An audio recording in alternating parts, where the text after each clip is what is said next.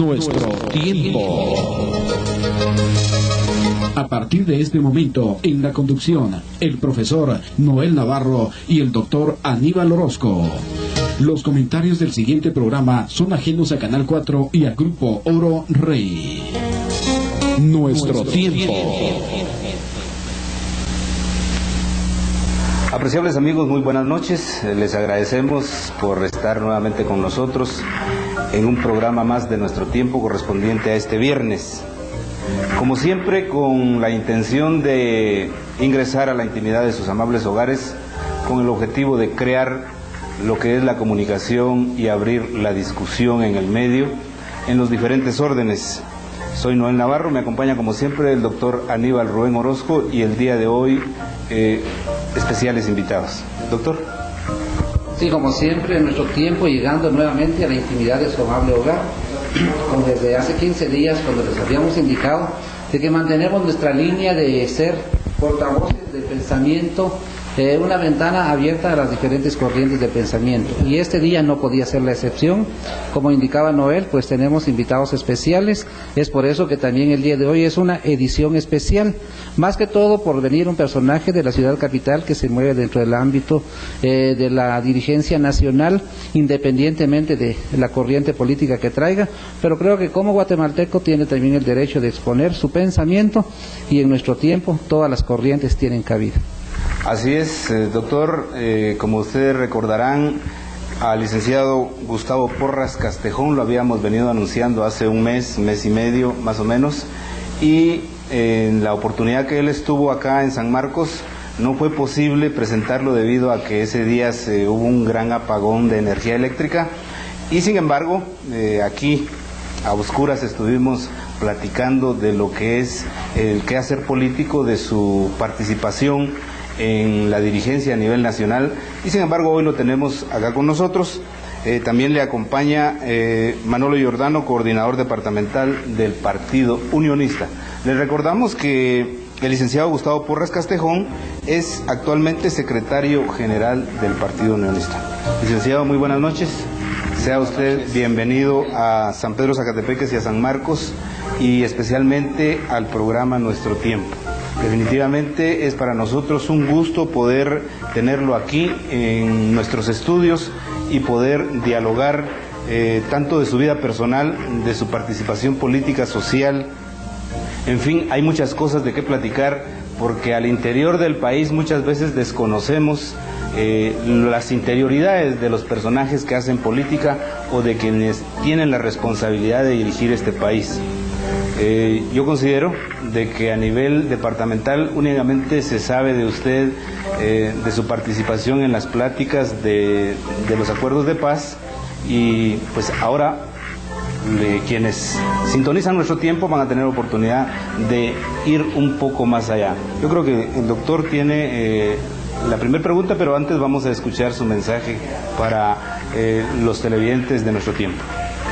Pues en primer lugar agradecerles a ustedes por este espacio tan importante, enviarle un saludo a toda la teleaudiencia de este departamento de San Marcos. A mí me parece especialmente relevante que se desarrollen este tipo de programas, porque si bien, como usted señalaba, a veces en el interior del país falta información, la experiencia que yo tengo es que si falta información, sobra mucha reflexión, mucho interés. La gente tiene un especial empeño en empaparse de la realidad nacional y también de participar. Así que les agradezco también, doctor, su amabilidad. Muy bien, licenciado. Usted es un hombre público por haber ejercido algunos cargos de mucha importancia, de mucha relevancia en el régimen anterior. Sabemos de su participación como primero en la Secretaría de la Paz o a cargo de las conversaciones de paz, posteriormente como la Secretaría Privada de la Presidencia. Entonces usted ha estado muy cerca del poder, por lo tanto es un hombre público y que tiene mucho que contarnos. Realmente la población conocerá muchas de sus actuaciones y otras muy poco, pero sabemos que usted tiene unas dotes académicas, culturales, y quisiéramos que transmitiera primero, para empezar y entrar a la población para que sepan quién es Gustavo Porras Castejón, para posteriormente hacerle ya algunas preguntas. pues me pone en una situación difícil. Hablar de sí mismo. Hablar de uno mismo, pero yo diría que, bueno, desde muy temprano, desde los 20 años, yo me sentí atraído por la problemática social, o más que atraído, preocupado por la problemática social, que desde niño pude ver los niveles de pobreza, los niveles de discriminación que existían en Guatemala, y me involucré muy temprano en un movimiento que se llamó Cráter, de orientación social cristiana, que nos dedicamos a hacer un trabajo de concientización, sobre todo en el área MAM de los Cuchumatanes. En ese trabajo pues sufrimos los acosos propios de aquella época. Estoy hablando de 1967, para los jóvenes les parecerá una eternidad ya tanto tiempo, pero en esa época pues ya existía el enfrentamiento armado, ya teníamos una Guatemala polarizada.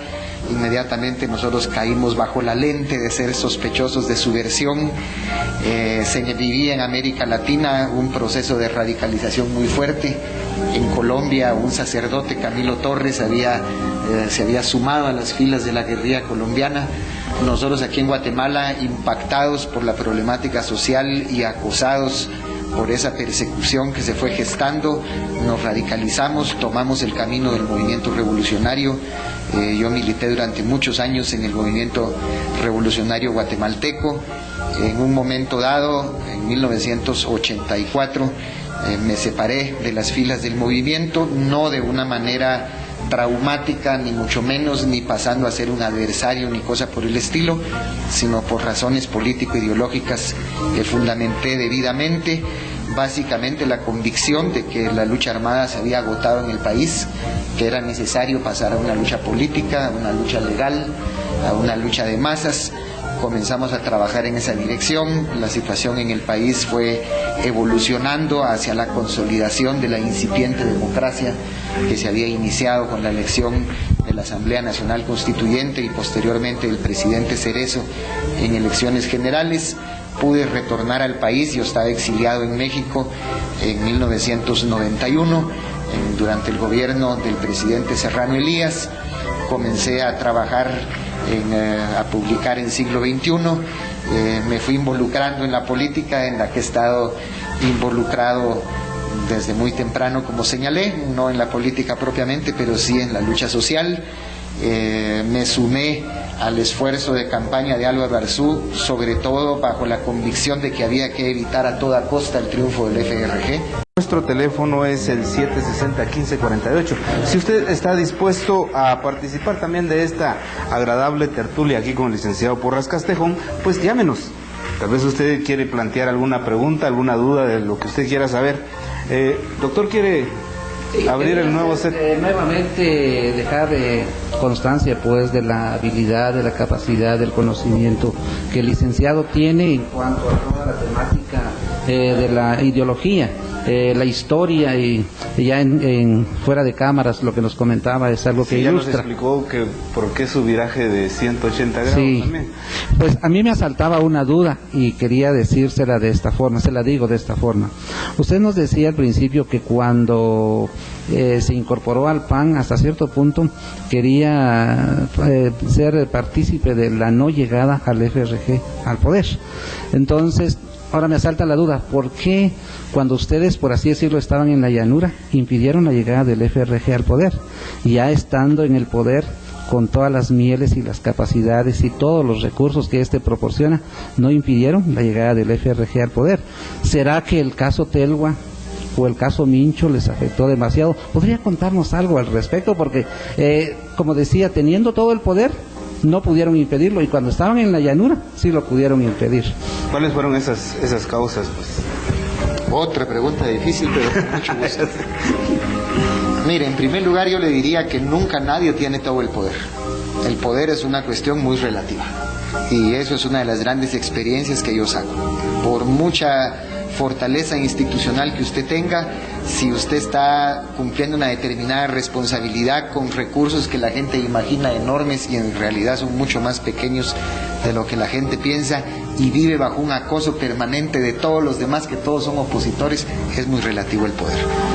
Nosotros, obviamente, los aciertos no voy a insistir sobre ellos, los errores fueron de diverso tipo. Tal vez yo lo sintetizaría en lo siguiente. Yo creo que efectivamente la privatización de Telgua en el momento que se produjo fue un gran error político.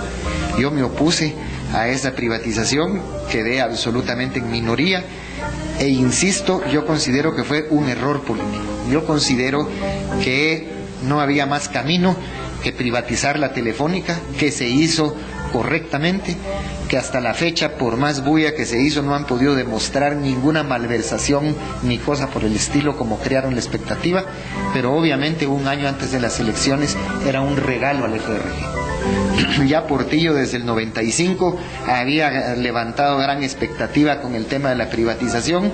Sabíamos que Telgua iba a incrementar las tarifas pocos meses antes de las elecciones y que eso iba a ser funesto. El presidente, sin embargo, lo que más lo decidió fue pensar que si se seguía retardando la venta de Telgua, de todas maneras iba a vender, solo que muchos cientos de millones por debajo, porque Telgua se volvía obsoleta cada día que pasaba. Pero eso fue un error. Otro error muy grande fue que se abandonó al partido. A diferencia de lo que ahora pasa, y dígase lo que se diga, el PAN no fue partido oficial en el sentido que en Guatemala se habla.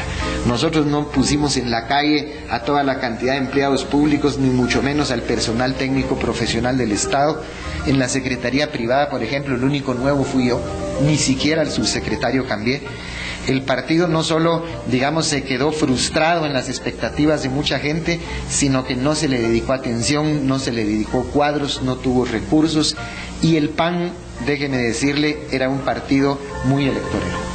Un partido con la capacidad de llenar de pancartas y organizar y repartir gorras y decir y volver, pero un partido sin discurso político, sin capacidad de explicar, que no supo, porque no se le dieron los medios también, no supo explicarle a la gente la razón de ser de las obras de gobierno, etcétera, etcétera. Y en tercer lugar, algo muy polémico, pero yo creo que Óscar Berché fue un mal candidato. No trabajó a fondo, no mostró la energía que un candidato tiene que mostrar, tenía una herencia pesada por estos errores que acabo de mencionar, pero yo creo que errores como por ejemplo haber renunciado, luego haber retornado a la candidatura y además su propio perfil. El día de hoy con el licenciado Gustavo Porras Castejón, hablábamos de que ustedes están aglutinando a todos los sectores y hablamos de la ultraderecha, hablábamos del MLN y pues así como derecha tendrán de izquierda, etcétera, etcétera. Por ejemplo, ellos decían muy claro, un señor don Julio Vela en Izabal decía, en particular conmigo, nosotros sabemos perfectamente quién es él, desde hace más de 27 años le hemos seguido la huella con todo detenimiento, en fin, pero nosotros nos damos cuenta que los viejos conflictos que nos colocaron en bandos irreconciliables ya concluyeron y que ahora todos los guatemaltecos tenemos las mismas necesidades. Necesitamos empleo, necesitamos seguridad, necesitamos obra pública. El desafío ahora es realmente conjuntar un equipo que tenga no solo la eficiencia para hacer todo eso correctamente y al menor costo y con la mayor transparencia y probidad, sino que también tenga la equidad para tener una visión verdaderamente nacional. Nosotros el empeño que hemos puesto es en eso. Yo siento que en la administración del presidente Arzú pesó efectivamente demasiado la lógica empresarial. Y lo digo no porque los empresarios hayan pretendido para sí ningún provecho personal, sino que son lógicas de largo plazo, son lógicas que van a los aspectos macroeconómicos, a las cuestiones de fondo para alentar la inversión, pero uno también tiene que tener presente las necesidades inmediatas de gente que la semana entrante no tiene que comer. Entonces, yo creo que sí. Ahora, una pregunta que me asalta en este momento es, la historia nos ha demostrado, por ejemplo, que en los últimos años, varios presidentes han llegado ahí sí que a la silla presidencial con una economía muy baja, pobres para ser más claros, y han salido millonarios. Diputados que han llegado al Congreso y que se han hecho millonarios de la noche a la mañana, alcaldes, etcétera, etcétera. Todo el mundo ha visto, digamos, el quehacer político como la oportunidad de enriquecerse rápidamente. ¿Cómo le va a garantizar usted a la población que la propuesta que ustedes tienen, eso no va a ocurrir? Pues yo le puedo decir dos cosas así muy categóricamente, para no extenderme en personajes, etc. Yo meto mis manos al fuego sin vacilación alguna por la absoluta y total rectitud del presidente Arzúa, que no hizo jamás ni apadrinó ningún negocio ni cosa por el estilo. Y yo le digo, y lo podría decir de muchos de mis compañeros de gabinete sin ninguna duda, y lo mío propio. Yo pueden investigarme hasta el último rincón, yo no tengo ni propiedades, ni acciones, ni intereses de ninguna naturaleza. Vivo de remuneraciones exiguas pero suficientes que he logrado alcanzar después que salí del gobierno, dedicado a este trabajo de organización política. Yo, por ejemplo, visito el país con Álvaro Hugo Rodas, que fue director del FIS. Hoy todo el mundo nos cuenta que en el FIS le piden comisiones del 15%, del 20%. Yo le pregunto a la gente, ¿alguien alguna vez le dio una comisión a este señor? ¿Alguien alguna vez al FIS le pidió un centavo? Yo creo que, don Noel, el FRG tuvo éxito efectivamente en pintarnos como que si fuéramos un gobierno corrupto. Yo le pido a la gente una reflexión: ¿cómo entonces fue posible tanta obra con menos dinero del que ahora se dispone? Porque nosotros tuvimos presupuestos menores que los actuales. Comparemos mentalmente 5 minutos la obra que se hizo con esta. ¿Cuándo en nuestro tiempo se dieron esas acusaciones y que qué pasó y que dieron por gastado la plata y que está en un fideicomiso y que el fideicomiso no aparece y que la presidencia de repente se gastó 300 millones en un mes, o que las comisiones? ¿Cuándo? Yo creo que estamos llegando al punto. Aquí hay un televidente que dice: ¿cuál fue el pecado del PAN? Pues si los ideales de ustedes son socialistas, ¿por qué estuvo de acuerdo con la venta y privatización de los bienes del Estado, los poderes del Estado? Lanza otra pregunta: ¿por qué se hace acompañar de los mismos que lo impulsaron, como por ejemplo Alfredo Guzmán y Emilio Saca? ¿Y cómo pudieron imponerle al presidente del poder si él es del poder? Algo así, yo creo que no está bien planteado. Dice: ¿y cómo pudieron imponerle al presidente del poder si él es del poder? Lo primero, lo de Telva, y es un tema complejo, ¿verdad? Como todos. Ese fue el pecado del PAN, ¿verdad? Pero fíjese pues lo de la privatización. Para atraer inversión, que es una cosa fundamental para que haya empleo en el país, efectivamente esa es la competencia más intensa entre los países, poder uno atraer hacia su país inversión. Guatemala, un país con fama de una inestabilidad política crónica, con una infraestructura en mal estado, etc. Bueno, un elemento clave son las telecomunicaciones. Usted no puede pretender que vengan realmente empresas serias y no simples maquilas a un país donde la gente, por ejemplo, de Textiles Imperial tenía pagadas sus líneas telefónicas desde hacía 10 años y no se las habían instalado. Entonces, usted tiene dos caminos: o usted como Estado invierte en desarrollar una tecnología de punta en la telefonía, o la vende. ¿Qué significaba desarrollar una tecnología suficiente, no digamos de punta, en Guatel? Significaba invertir $1.500 millones. $1.500 millones es la mitad del presupuesto nacional. Correspondía realmente, para las prioridades del Estado guatemalteco, priorizar de esa manera la telefonía. ¿Es la telefonía una necesidad tan fundamental del ciudadano guatemalteco como para que la mitad de los recursos del presupuesto se fueran a invertir en una telefónica? Guatel, recordemos siempre, fue el botín de los gobiernos. Yo me pongo a pensar qué habría sido de nosotros si Guatel le llega a caer en las manos al FRG, porque Guatel sí era realmente el botín, por la magnitud de los negocios que ahí se hacían. Pero de manera no se podría considerar una ese empresa... es el dilema de esta situación en la que estamos, en la que efectivamente el ideal sería que los servicios esenciales estuvieran en manos del Estado para que el Estado pudiera garantizar que son a precios razonables y eficientes, pero no es así. Entonces se plantea el tema de la privatización, la telefonía. Yo creo que la privatización de la energía eléctrica, como se hizo, fue un gran error. Y desgraciadamente la gente le puso toda la cabeza al tema de los teléfonos, que hoy yo creo que la mayoría de guatemaltecos que tienen celulares, que hay una cantidad de teléfonos comunitarios que se pueden, porque no había costo más alto que no tener teléfono. Yo creo que la mayoría de los guatemaltecos valoran como positivo el tema de la telefonía. El tema eléctrico, yo creo que hubo un error grave en no dejar mejor amarrado el tema de protección del consumidor. Aunque también le digo una cosa: en el mundo actual, si usted saca a licitación una empresa estatal cualquiera y pretende imponer algún control de tarifas, lo que va a ocurrir es que no va a tener un solo gerente. Así se maneja. Esa es otra situación, el procedimiento. Sí, continuamos con el público que ha hecho sus llamadas y tenemos al licenciado Carlos Humberto López de León. Él nos dice: Guatemala es un país netamente subdesarrollado económicamente. En retraso, no necesita de un nuevo partido, necesita la posibilidad de elegir no a un gobernante, sino a un sistema de gobernabilidad.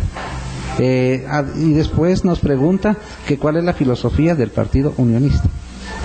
Pues cabalmente el sistema de gobernabilidad es lo clave. Efectivamente, Guatemala, mire, la estabilidad política de un país solo la puede dar la población. Le voy a poner el ejemplo concreto. Cuando faltaba un año para concluir el mandato del presidente Arzú, nos visitó un señor, junto con el embajador de Estados Unidos, de esta entidad que en Estados Unidos asegura las inversiones de Estados Unidos en el exterior. Y él nos dijo: tengo solicitudes para asegurar inversiones por $2.500 millones en Guatemala. ¿Y qué están esperando? Porque eso era lo que están esperando, el resultado de las elecciones. ¿Qué quiere decir esto? La estabilidad no se puede lograr en 4 años. La estabilidad la tiene que dar una ciudadanía consciente, que sabe, digamos, imprimir y garantizar que el Estado, independientemente de quién lo gobierne, mantiene un rumbo estratégico que es el mismo. Si no, nunca vamos a tener esa estabilidad que es fundamental para la inversión. Pero eso pasa por la política, nos guste o no. Pasa por las elecciones, pero no solo por las elecciones. Por eso nosotros, aunque cueste mucho, como creo que dice el señor López, queremos hacer un partido que sea efectivamente un factor de esa estabilidad, un partido institucional que tenga un programa y que abone para que los guatemaltecos nos orientemos en un rumbo de país y no en estos altibajos que nunca vamos a poder salir adelante si damos 3 pasos para adelante y 15 para atrás, como nos pasó ahora. Y como ya nos quedan pocos minutos, queremos aprovechar su estancia aquí. Al paso que vamos, ya que hablamos de 2 para adelante y 3 para atrás, ¿cuál es su análisis para el tiempo que le queda a este gobierno? Y si ustedes ganaran, ¿cómo recibirían el país? Mire, yo estoy convencido, en mi columna de Siglo XXI lo he escrito varias veces, esta situación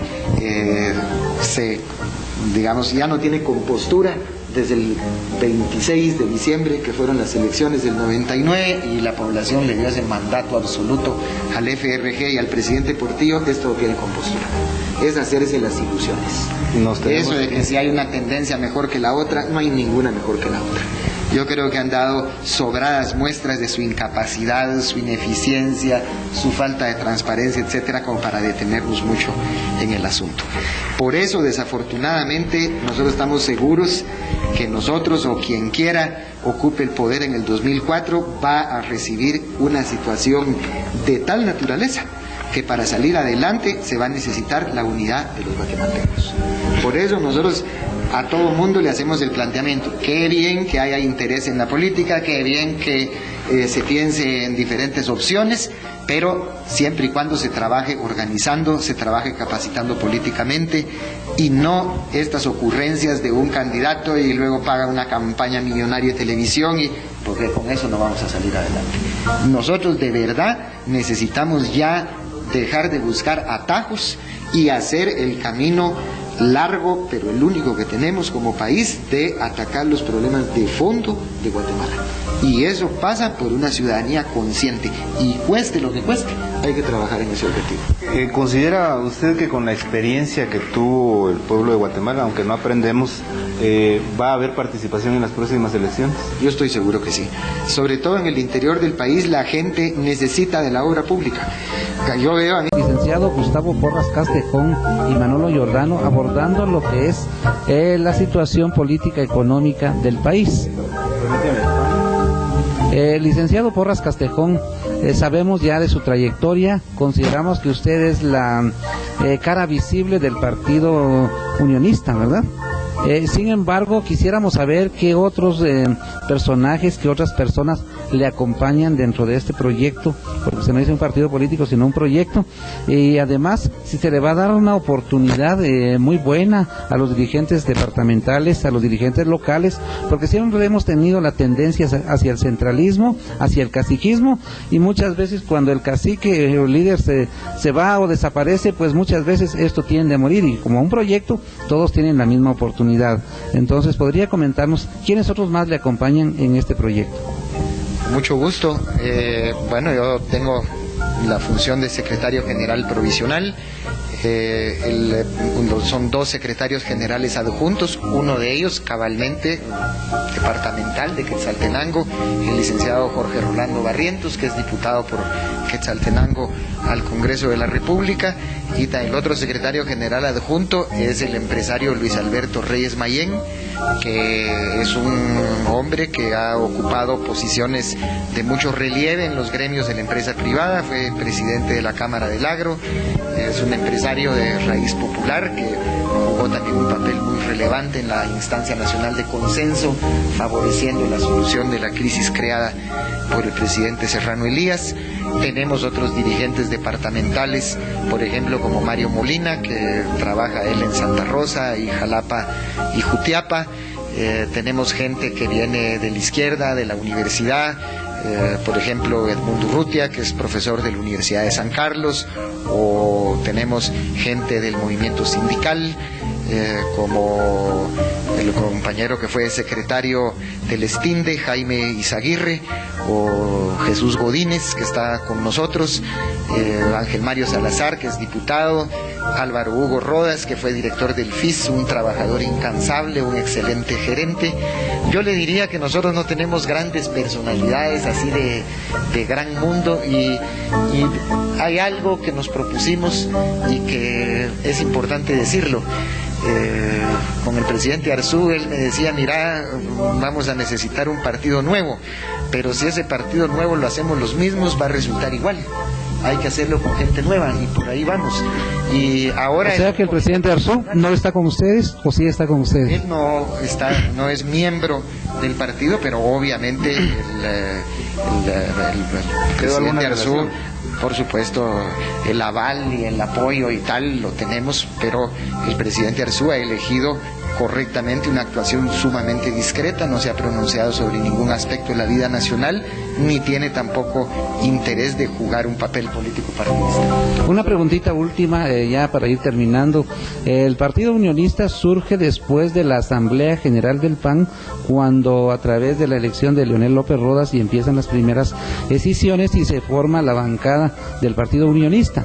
Y posteriormente hay cierta decisión de una de las máximas exponentes, como es Anabela de León, que ha sido muy combativa. ¿A qué se debió esa división tan prematura, tan temprana, que por cierto es lógica en los partidos políticos, pero muy temprana la consideramos nosotros? Me alegra muchísimo la pregunta, porque eso es algo que yo lo declaré a la prensa muchas veces, pero no tuve la suerte que me lo publicaran, que se hablaba de una división en el Partido Unionista, pero no, porque Anabela de León, Rafael Barrios, Mario Flores, que fueron los diputados que salieron, nunca fueron miembros del Partido Unionista, como también hay otros miembros de la bancada unionista que no son miembros del Partido Unionista, y eso refleja que la imagen que se proyectó, que los arzuistas se les había dicho, jule, váyanse al unionismo, no es cierta. Es un proceso político real. La bancada se separó del PAN por razones internas, que era prácticamente imposible convivir en el Congreso con la línea de Leonel López, porque era un boicot permanente. Se planteaba una iniciativa, se decía la vamos a analizar a una semana plazo, al día siguiente la presentaba él, en fin, miles de jugarretas que llevaron al rompimiento de la bancada. Pero cada uno de ellos tomó su propia participación. Por ejemplo, alguien mencionó ahí que Alfredo Guzmán, que por qué